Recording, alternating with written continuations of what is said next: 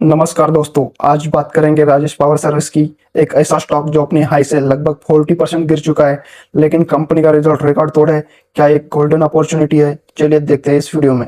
ये स्टॉक नवंबर 2024 में लगभग 335 के आईपीओ प्राइस पर लिस्ट हुआ था।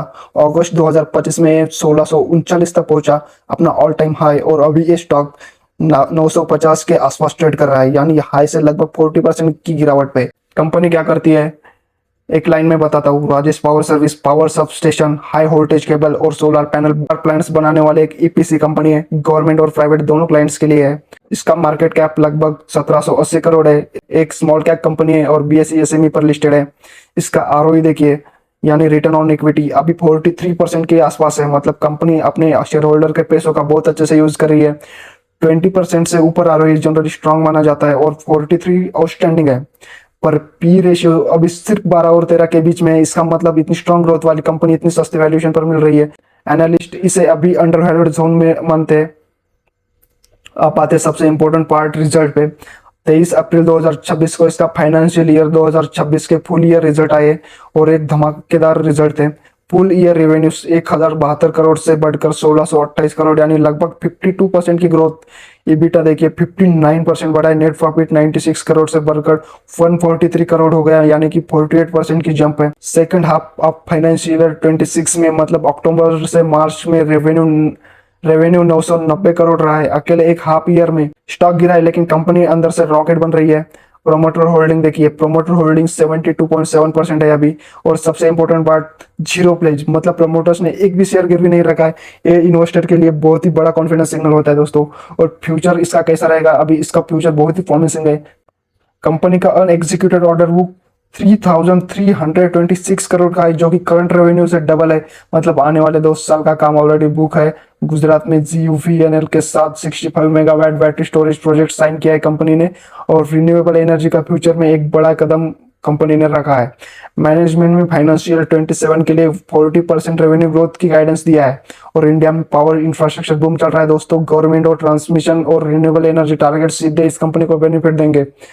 एक इंटरेस्टिंग बात है, एक कंपनी 1971 से है, 50 साल से भी ज्यादा पुरानी कंपनी, लेकिन अभी 3 जनरेशन की मैनेजमेंट चल रही है और जो कि प्रोफेशनली और एग्रेसिवली ग्रो कर रही है इस कंपनी को। ये रियर कॉम्बिनेशन होता है, एक्सपीरियंस भी और एम्बिशंस भी। तो समरी यही है, फंडामेंटल सॉलिड है, वैल्यूएशन सस्ती है, ऑर्डर बुक भरी हुई है और रिजल्ट ने भी सबको चौंका है दोस्तों। आप देखते हैं कि चार्ट क्या बोल रहा है। मैं आपको टेक्निकल एनालिसिस के जरिए सपोर्ट लेवल, रेजिस्टेंस और पॉसिबल एंट्री पॉइंट्स और स्टॉक कहाँ तक जा सकता है, इसका डिटेल में टेक्निकल एनालिसिस अभी मैं करके दिखाऊंगा। ये वीडियो सिर्फ एजुकेशनल पर्पज के लिए, कोई भी इन्वेस्टमेंट अपनी रिसर्च और फाइनेंशियल एडवाइजर की सलाह से करे। फ्रेंड्स, अभी मैं आ चुका हूँ इसके चार्ट पे। राजेश पावर का अभी हम टेक्निकल एनालिसिस देखेंगे। सबसे पहले मैं इसमें बड़े टाइम फ्रेम के सप्लाई जोन और डिमांड जोन को मार्क करूंगा और उसके बाद आपको बताऊंगा कि इसके लेवल क्या है और स्टॉक कहाँ तक जा सकता है। तो मैंने यहाँ पे एक सप्लाई जोन मार्क कर लिया। सप्लाई जोन को मैं कलर दे देता हूँ रेड। सप्लाई जोन मतलब रेजिस्टेंस लेवल होता है और डिमांड जोन मतलब सपोर्ट लेवल। अभी मैं यहाँ पे एक डिमांड जोन मार्क कर लेता हूँ। ये डिमांड जोन इसलिए है क्योंकि प्राइस यहाँ पे देखिए, यहाँ पे इतने सेलिंग प्रेशर के इतने सेलिंग प्रेशर के साथ नीचे आने के बाद यहाँ से सपोर्ट लेके फुल बाइंग प्रेशर के साथ ऊपर गई है। मतलब इस जोन में बहुत ज्यादा बायर्स एक्टिवेट हुए होंगे, तभी प्राइस ऊपर चली गई है। इसलिए एक सपोर्ट लेवल है। फ्यूचर में प्राइस यहाँ पे आने के बाद देखे इसी जोन में से रिकवर हो गई थी। अभी मैं आ चुका हूँ वीकली टाइम फ्रेम पे। वीकली टाइम फ्रेम पे दोस्तों कोई अच्छा खासा सप्लाई जोन या फिर डिमांड जोन नहीं नजर आ रहा है। यहाँ पे एक सप्लाई जोन है, लेकिन ये इस ग्रीन कैंडल ने इस सप्लाई जोन को ऑलरेडी टेस्टेड किया है। फिर भी मैं इस सप्लाई जोन को एक बार मार्क कर लेता हूँ बॉडी टू बॉडी। और यहाँ पे एक डिमांड जोन है ये वाला। इस डिमांड जोन को प्राइस ने ब्रेक कर लिया है, क्योंकि यूएस ईरान वॉर चल रहा था। इसके वजह से सेलिंग प्रेशर की वजह से प्राइस ने इसको ब्रेक कर लिया था। लेकिन फिर से इसी ये जो स्ट्रॉन्ग डिमांड जोन है, प्राइस फिर से एक बार यहाँ से ही ऊपर जाते हुए दिखी है। अभी मैं आ चुका हूँ डेली टाइम फ्रेम पे। तो डेली टाइम फ्रेम पे यहाँ पे एक सप्लाई जोन है, इसे मैं मार्क कर लेता हूँ। और यहाँ पे एक डिमांड जोन है। इतना कुछ अच्छा खासा डिमांड जोन नहीं है, लेकिन प्राइस अभी डेली टाइम फ्रेम के डिमांड जोन के पास है। लेकिन प्राइस, ये जो ब्लैक लाइन है ये है EMA 20। प्राइस EMA 20 के नीचे है, इसलिए प्राइस EMA 20 प्राइस को ऊपर नहीं जाने देता। EMA 20 रेजिस्टेंस की तरह काम करता है। और अगर प्राइस इसके ऊपर हो तो EMA 20 प्राइस को नीचे नहीं जाने देता। मतलब तब EMA 20 सपोर्ट के, एक सपोर्ट के जैसे काम करता है। और वीकली टाइम फ्रेम का ईएमए भी देखिए दोस्तों, लगभग 997 मतलब 1000 के ऊपर जाने के बाद ही प्राइस अब ट्रेंड में जा सकती है। 1000 के ऊपर प्राइस जानी चाहिए और ईएमए 20 का सपोर्ट लेके प्राइस सस्टेन करनी चाहिए, तभी हम कहेंगे फिर से अप ट्रेंड चालू हो गया। अभी प्राइस इस जोन में से नीचे आ चुकी है। यहाँ पे डेली टाइम फ्रेम पे कोई सप्लाई जोन होगा, ये जो सप्लाई जोन है इसको प्राइस ने ऑलरेडी यहाँ पे हिट किया है और यहाँ से कंटिन्यूअसली नीचे आ चुकी है। तो अभी स्टॉक में क्या हो सकता है, तो एक लाइन में बताऊँ तो प्राइस अभी जो है डेली ईएमए के नीचे है, लेकिन इस वाले डिमांड जोन में है। इसके अभी क्वार्टर 4 का रिजल्ट भी बहुत शानदार है, तो इसकी वजह से चांसेस है कि प्राइस यहाँ से ऊपर चली जाए। प्राइस ईएमए 1000 के ऊपर जाके सस्टेन हो जाती है 2-3 दिन, उसके बाद कंटिन्यूस यहाँ पे तो प्राइस इस जोन में जा सकती है जो कि है 1200 जो इस 1200 के ऊपर जो है सप्लाई जोन है।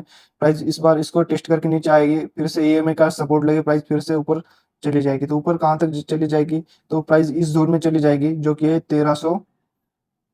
1375 पे जो एक सप्लाई जोन है, जिसका 3 मंथ की क्वार्टरली सप्लाई जोन इसको हम कह सकते हैं, क्योंकि 3 मंथ के कैंडल पे बना हुआ स्ट्रॉन्ग सप्लाई जोन है। मैं एक बार आपको ये भी दिखा देता हूँ कि इस प्राइस पे सबसे ज्यादा वॉल्यूम के साथ प्राइस ने ट्रेड किया है। तो इसके लिए मैंने यहाँ पे फिक्स रेंज वॉल्यूम प्रोफाइल को सेलेक्ट किया है। इस पूरे रैली और इस पूरे डाउन ट्रेंड में प्राइस सबसे ज्यादा वॉल्यूम के साथ इस जोन में ट्रेड कर रही थी, और इसका रिजल्ट क्या हुआ, प्राइस नीचे आ गई। मतलब यहाँ पे सबसे ज्यादा वॉल्यूम के साथ सेलर एक्टिवेट थे, इसलिए प्राइस यहाँ पे नीचे आ गई। तो बहुत चांसेस है कि प्राइस यहाँ से इस जोन में चली जाए और यहाँ से फिर डाउन फिर से चली जाए प्राइस। लेकिन करंट मार्केट प्राइस से अगर हम अपसाइड देखें तो लगभग 40% अपसाइड है। मतलब स्टॉक के चांसेस हाई है कि 40% अपसाइड दे दे। ये कोई बाय और सेल की रिकमेंडेशन नहीं है, बस एक एजुकेशनल पर्पस के लिए एनालिसिस है। ऐसे 30 to 40% अपसाइड वाले स्टॉक अगले वीडियो में भी आएंगे, और मिलते हैं नेक्स्ट वीडियो में। Thank you.